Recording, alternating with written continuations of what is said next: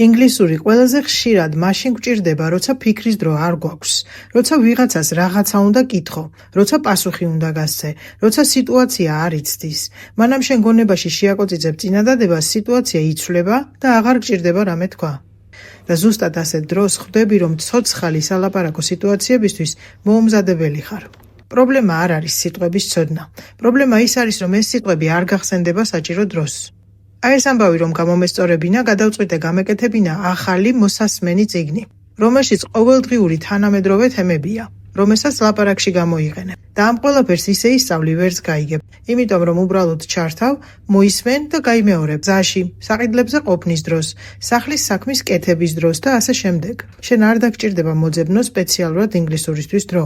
ეს ის ინგლისურია, რომელსაც იყენებ და არა სწავლობ. შესაძენად მოიწერე პირად შეტყობინებაში სიტყვები მინდა ახალი აუდიო წიგნი, მიიღე შენ ტელეფონში ეს სახელმძღვანელო და უსმინე, როცა შენ გინდა მაშინ.